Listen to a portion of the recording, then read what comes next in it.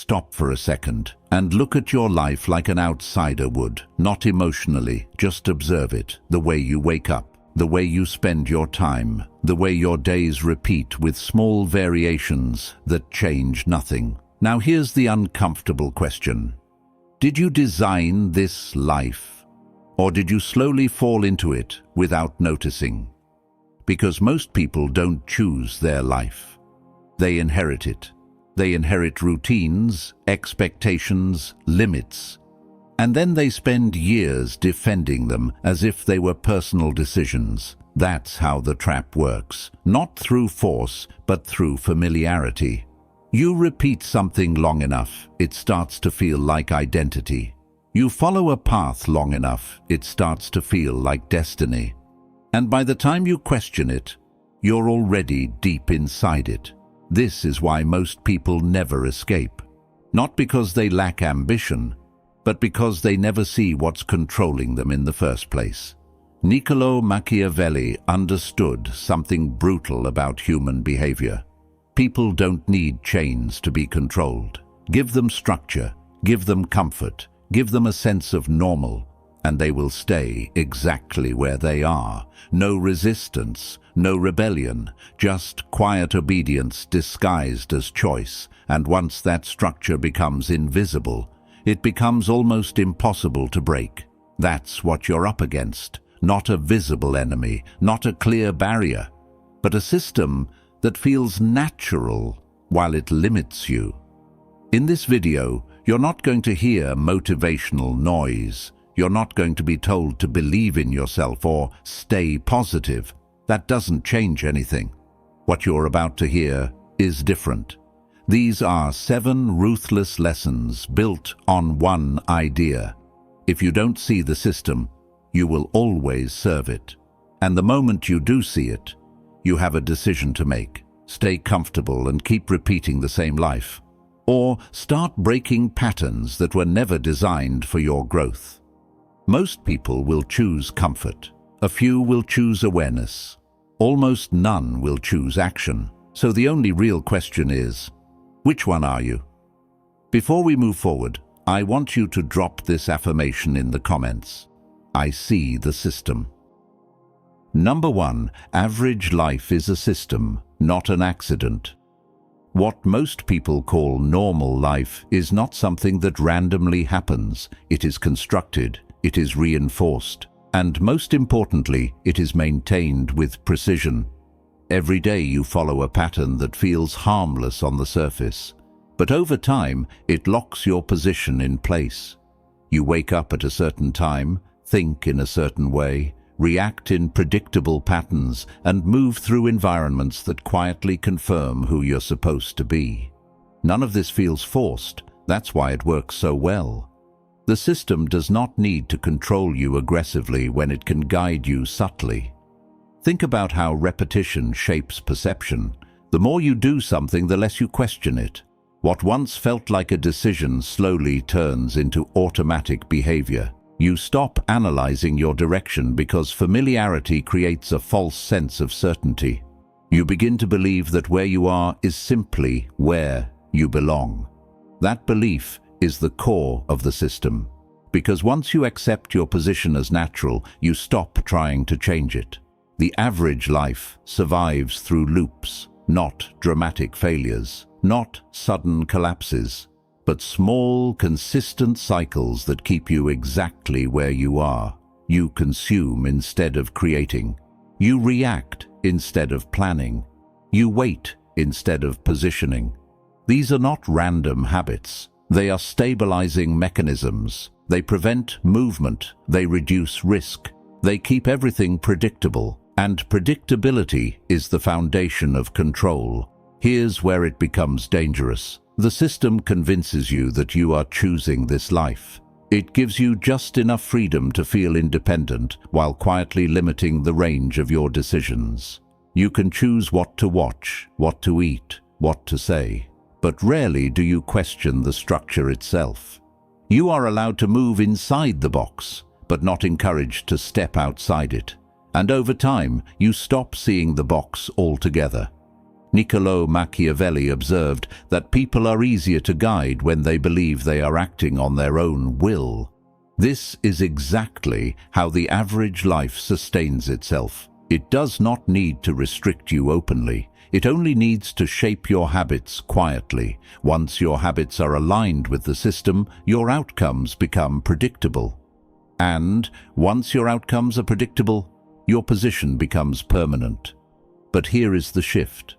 The moment you recognize that your life is operating inside a system, everything changes. You stop reacting emotionally to results and start analyzing the structure behind them. You begin to see patterns instead of isolated events. You notice how certain actions lead to the same outcomes repeatedly. And once you see those patterns, you gain something most people never develop: awareness of control points. Control points are where change actually happens, not through motivation, not through temporary effort, but through altering the patterns that define your behavior. If the system is built on repetition, then breaking repetition is the first act of resistance. It will feel uncomfortable. It will feel unnatural, because you are stepping outside what has been reinforced for years. But that discomfort is not a warning. It is a signal that you are no longer operating on autopilot. Most people will hear this and do nothing. They will return to the same loops, the same patterns, the same predictable outcomes, because recognizing the system is one thing, acting against it is another. And that is where separation begins. Drop this affirmation in the comments: I break patterns. Number 2. Invisible agreements control your behavior. There are rules shaping your life that were never formally introduced to you. No one wrote them down. No one explained them step by step. And yet you follow them every single day without hesitation. These are invisible agreements. They exist in the background of your thinking, quietly guiding what you believe is acceptable, possible, or out of reach. You don't question them because they don't feel like rules. They feel like common sense. From an early stage, you absorb signals about what is considered realistic. You hear what is too much, what is too risky, what is not for someone like you. These ideas are repeated through conversations, environments, and reactions from others. Over time, they become internal boundaries. You begin to filter your own actions before anyone else needs to stop you. That is the power of these agreements. They remove the need for external control because you enforce the limits yourself. Look at how quickly people adjust their behavior to fit expectations. They lower their ambition to avoid standing out. They avoid taking bold steps to prevent criticism. They shrink their ideas to match what others consider reasonable. None of this is required. There is no law forcing it. But the pressure is still real because it is social. And social pressure is one of the strongest forces shaping human behavior. Niccolò Machiavelli understood that groups maintain stability by discouraging deviation. Not through direct confrontation, but through subtle resistance. When someone steps outside the norm, they are questioned, doubted, or quietly pushed back into alignment. This is not always intentional. Most people are not aware they are doing it. They are simply protecting what feels familiar to them. The danger is not that these agreements exist. The danger is that you accept them without awareness. You begin to operate inside a mental boundary that was never designed by you. You start measuring your potential based on standards that were inherited, not chosen. And once that happens, your behavior becomes predictable again. You don't take certain actions, not because you can't, but because you believe you shouldn't. Here's where the shift begins. The moment you start identifying these invisible agreements, they lose some of their power. You begin to notice when a thought is not truly yours, but something you absorbed. You catch yourself hesitating, not because of real limitation, but because of perceived judgment. That awareness creates a gap, and inside that gap, you have a choice. Breaking these agreements will not feel comfortable. It will feel like you are stepping outside what is allowed. You may experience resistance, both internally and externally. People may question your decisions. They may try to pull you back into what they understand. But that reaction is not a sign you are wrong. It is a sign you are no longer operating inside the same boundaries. The moment you stop accepting unspoken limits, you become difficult to predict.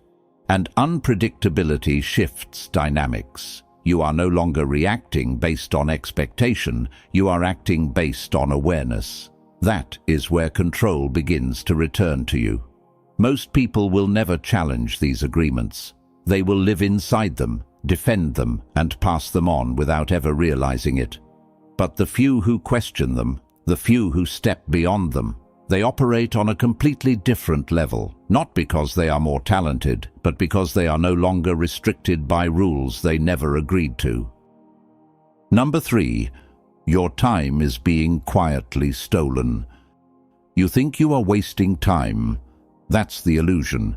The truth is far more precise. Your time is being taken from you in small, controlled amounts, spread across your day so it never feels significant.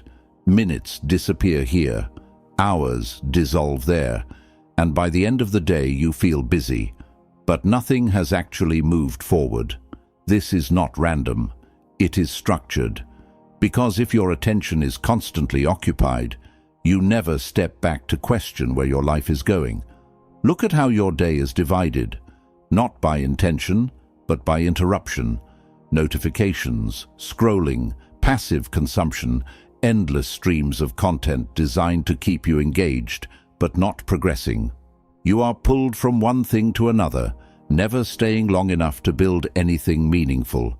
It feels harmless because each moment is small, but when those moments combine, they form a pattern, and that pattern determines your direction. The system does not need to stop you from growing. It only needs to keep you distracted long enough that growth never becomes your priority.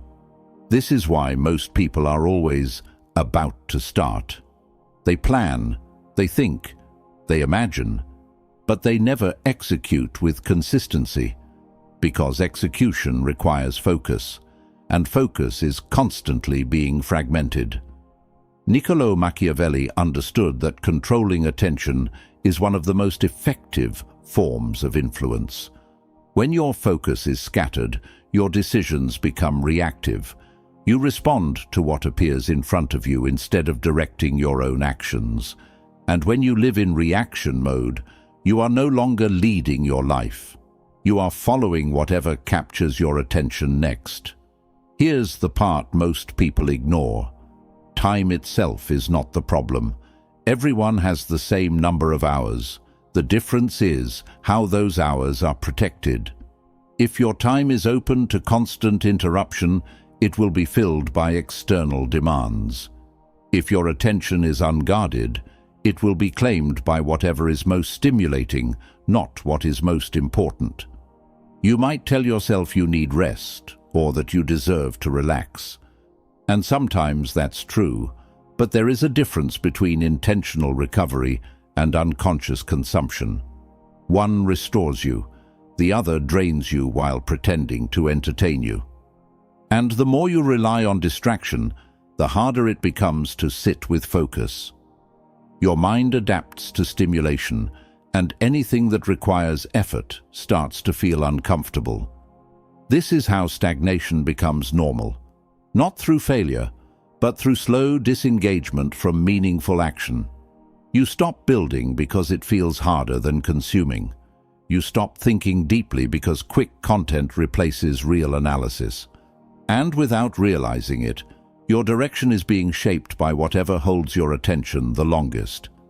The shift begins when you treat your time as something that must be defended, not managed casually, but protected with intention. You start deciding where your attention goes instead of letting it be pulled. You reduce unnecessary inputs. You create space for focused work. And most importantly, you become aware of when your time is being taken without giving you anything in return. This will feel uncomfortable at first. Silence replaces noise. Focus replaces stimulation. But inside that discomfort is control. Because when you take back your attention, you take back your direction. And once you control your direction, you stop drifting inside a system that benefits from your distraction. Most people will never reach this point. They will continue trading their time for momentary engagement, never realizing what they are losing. But the few who recognize it and act on it, they move differently, not faster, not louder, but with intention. Now, I want you to drop this affirmation in the comments. I control time. Number 4. Your environment is designing you. You believe your decisions come from within. You believe your mindset is self-created. But take a closer look at your surroundings, and a different pattern starts to appear. The people you interact with, the conversations you hear, the standards you're exposed to every day. All of these are shaping how you think without asking for permission. Your environment is not neutral, it is active. It is constantly influencing what you consider normal, acceptable, and possible. You don't need someone to control you directly. All they need to do is surround you with a certain level of thinking, and over time, you will adjust to it. If everyone around you operates within safe limits, those limits begin to feel natural. If no one challenges ideas or pushes boundaries, then staying where you are starts to feel reasonable. You adapt quietly, not because you chose to, but because humans are wired to align with what they see repeatedly. Pay attention to how standards are set, not through rules, but through exposure. When you are surrounded by people who settle, you begin to lower your expectations without realizing it. When ambition is rare in your circle, it starts to feel unnecessary. When growth is not visible, stagnation becomes acceptable. This is how environments shape identity. Not by forcing you, but by normalizing a certain level of behavior until you stop questioning it. Niccolò Machiavelli recognized that proximity is one of the strongest forms of influence. The closer you are to something, the more it affects you. Not just in action, but in perception. You start seeing the world through the same lens as the people around you. You adopt their fears, their limits, their assumptions, and over time, it becomes difficult to separate what is truly yours from what you absorbed. Here's the part most people avoid. Even supportive people can limit you, not intentionally, but through their own boundaries. They may care about you, encourage you, and still operate within a mindset that keeps everything safe and predictable. And if you stay too close to that influence, you begin to mirror it. You don't realize it's happening because it feels like connection, but in reality, it's alignment. The shift begins when you start evaluating your environment with honesty instead of emotion. You ask yourself uncomfortable questions. Are the people around you expanding your thinking or reinforcing your current position? Are your conversations challenging you or repeating the same ideas? Are you being exposed to growth or surrounded by stability that leads nowhere?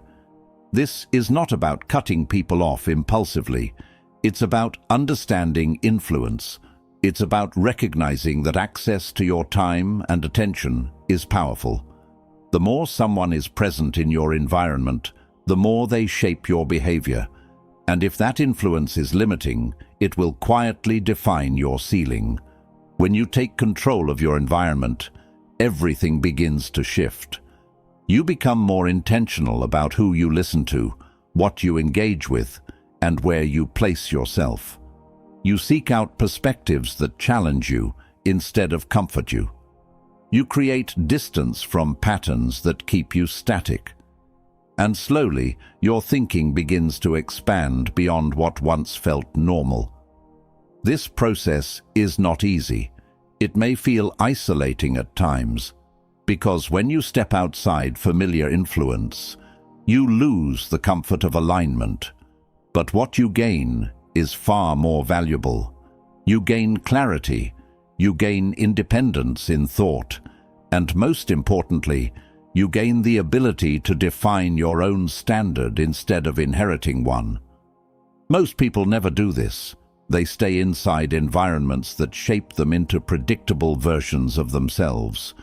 But the few who take control of their surroundings, they stop being designed by the world around them and start designing themselves. Drop this affirmation in the comments. I choose influence. Number 5. Comfort is a controlled cage. Comfort feels harmless. It feels earned. It feels like something you should protect. But look closer and you'll see something different. Comfort is not just a state, it is a position, and that position is designed to keep you still. When everything around you feels easy, familiar, and predictable, you stop pushing. You stop testing limits. You stop expanding. Not because you decided to, but because nothing is forcing you to move.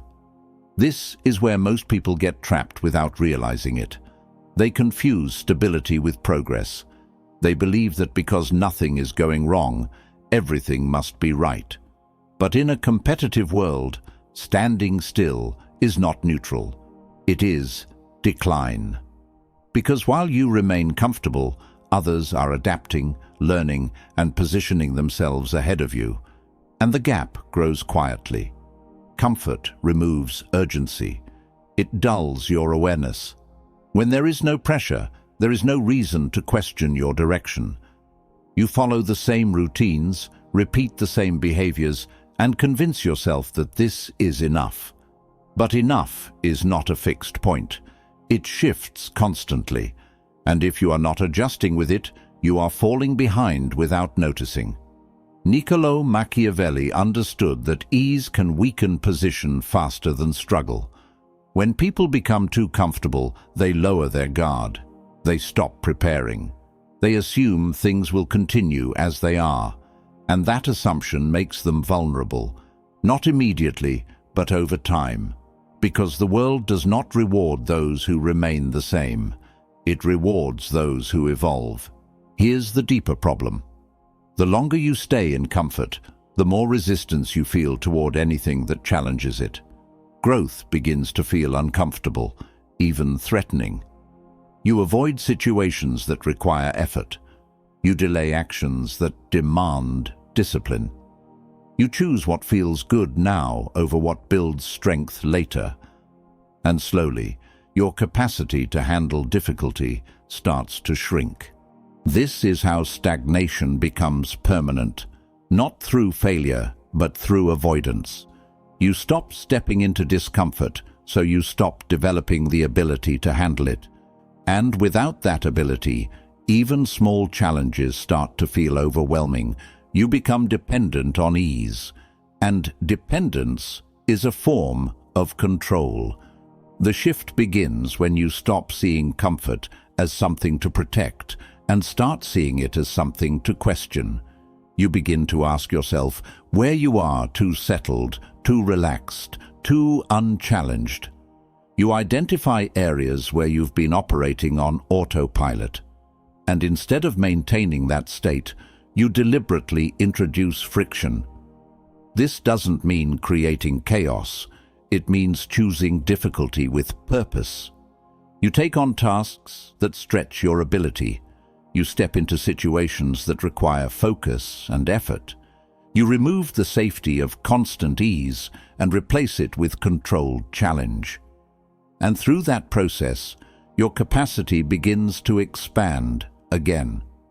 At first, this will feel unnatural. Your mind will resist it. It will try to pull you back into what feels comfortable. But that resistance is not a signal to stop. It is proof that you are stepping outside the cage, because the cage was never locked. It was maintained by your preference for comfort. Most people will never leave it. They will protect their ease, defend their routines, and stay exactly where they are. But the few who challenge it, the few who choose discomfort strategically, they build something others don't. They build resilience, adaptability, and control over their own direction. And once you develop that, comfort no longer controls you. You control when to enter it and when to leave it. Number 6. Your identity is not yours. The most powerful control system you live inside is not external, it is internal. It is the version of yourself you believe to be fixed. The way you describe your personality, your limits, your strengths, your weaknesses. You say, "This is just who I am." But that statement is rarely true. What you call identity is often a collection of patterns you absorbed, repeated, and accepted over time. You were shaped long before you started questioning anything. Through environment, through expectations, through reactions from others. Every time you were rewarded for certain behavior, it reinforced a trait. Every time you were criticized, it pushed you away from another. Slowly, without realizing it, you built a self-image. Not by design, but by accumulation. And once that image formed, you started protecting it. This is where the limitation becomes permanent, because you don't act based on what is possible. You act based on what fits your identity. You filter decisions through it. You reject actions that feel not like you. You avoid paths that challenge how you see yourself. And even when opportunity appears, you hesitate if it doesn't align with your internal definition. Niccolò Machiavelli understood that people are consistent not because they choose to be, but because they are attached to their own image. Once someone believes they are a certain type of person, they will behave in ways that confirm it, even if it limits them. That is why identity is one of the strongest forms of control. It does not need to be enforced. It is maintained from within. Think about how often people say they want change, but continue acting the same way. They try new habits, new routines, new strategies, but nothing sticks. Not because the methods are wrong, but because their identity remains unchanged. They are trying to build a different life while still operating as the same person, and that conflict always pulls them back. Here is the shift. Real change does not begin with action. It begins with separation. You have to detach from the identity you've been operating under. You have to question it, challenge it, and recognize that it was never fixed. It was formed. And anything that is formed can be replaced. This is not comfortable. Because identity feels personal. It feels like you are removing something real. But what you are actually removing is a limitation that has been repeated long enough to feel permanent. Once you see that, you gain the ability to redefine yourself intentionally. Instead of asking, "What do I usually do?" you start asking, "What is required?" Instead of acting based on familiarity, you act based on direction. You stop protecting your current identity and start building one that aligns with where you want to go. And that shift changes everything, because your actions are no longer restricted by who you were. This does not happen instantly. There will be resistance. Old patterns will try to pull you back. Your mind will look for consistency. But the more you act outside your previous identity, the weaker it becomes, and over time, a new version replaces it. Not through words, but through repeated behavior aligned with a different standard. Most people never reach this point. They stay loyal to an identity that limits them. They protect it, defend it, and live inside it without question. But the few who are willing to let it go, they gain something rare. They gain flexibility. They gain control over who they become. And once you understand that your identity is not fixed, you are no longer trapped by it. Now, I want you to drop this affirmation in the comments. I redefine myself. Number 7. The system rewards obedience, not potential.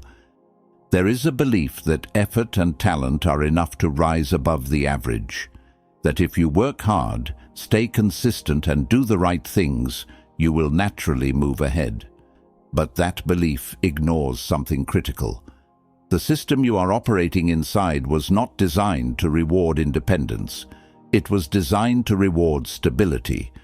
And stability depends on predictability, not potential. From the outside, it looks like progress is available to anyone. But look closer, and you'll notice a pattern. The people who are most easily accepted are the ones who follow established paths. They meet expectations. They behave in ways that are understood. They do not disrupt the structure. And because of that, they are allowed to move forward within it. Not beyond it, but within it. This is where most people get misled. They confuse movement with advancement. They believe they are progressing, but they're only moving along a predefined route. They are rewarded for fitting in, not for breaking out. And over time, that reward system conditions them to stay aligned with what is expected.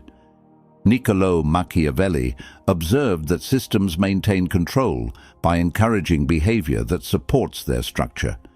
When people act in predictable ways, they are easier to manage. When they seek approval, they become easier to guide. And when they depend on validation, they lose the ability to act independently. Think about how often approval influences decisions. People adjust their behavior to be accepted. They avoid actions that might lead to rejection. They shape their choices based on how others will respond. And without realizing it, they begin to prioritize acceptance over direction.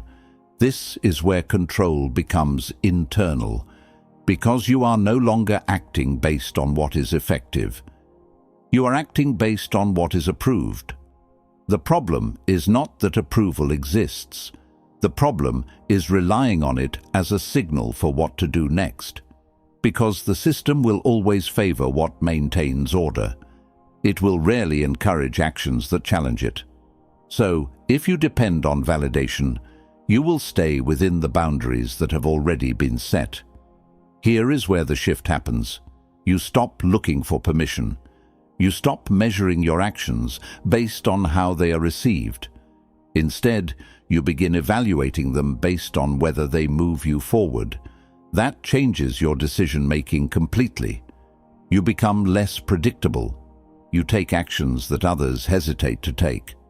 And you stop aligning your behavior with what is comfortable for everyone else. This does not mean acting recklessly. It means acting independently. It means understanding that approval is often a reflection of conformity, not effectiveness. And once you see that clearly, you stop chasing it. There will be resistance.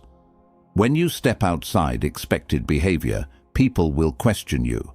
They may doubt your decisions. They may try to pull you back into alignment, not because they are against you, but because you are no longer predictable. And unpredictability creates discomfort in structured environments. But that discomfort is not a signal to stop. It is a signal that you are no longer operating under the same rules. You are no longer waiting to be guided. You are making decisions based on direction, not approval. Most people will never reach this point. They will continue to seek validation, follow established paths, and remain inside the system that rewards their obedience. But the few who break away from that pattern, the few who act without needing approval, they move differently. They are not limited by the same expectations. And once you stop seeking permission, you stop being controlled by those who give it. Drop this affirmation in the comments: I need no approval.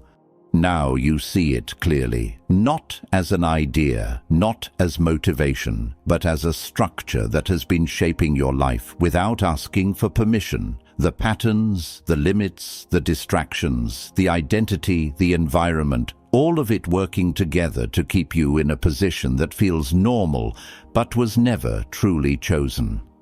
Most people will hear this, feel a moment of clarity, and then return to their routine as if nothing happened. Because awareness creates discomfort, and comfort always tries to pull you back. That is how the system survives, not through force but through repetition. Niccolò Machiavelli never focused on fairness. He focused on advantage. And advantage does not belong to the strongest. It belongs to the one who sees what others ignore and acts on it without hesitation. That is the difference. Not knowledge alone, but execution. Because once you see the structure, you are no longer allowed to pretend you don't understand it. At this point, you have two options. You can go back to what is familiar, stay inside the same loops, and continue living a life that was shaped for you.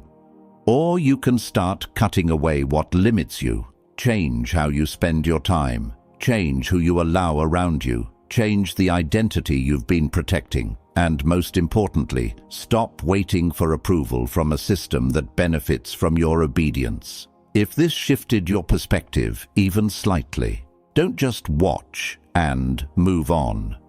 Like the video, share it with someone who is still stuck inside the same patterns, and subscribe to the channel if you want more content that exposes how power actually works beneath the surface. Because this is not about motivation, this is about seeing clearly and acting with intention.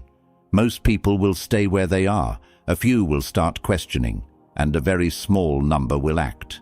The only thing left to decide is which one you are.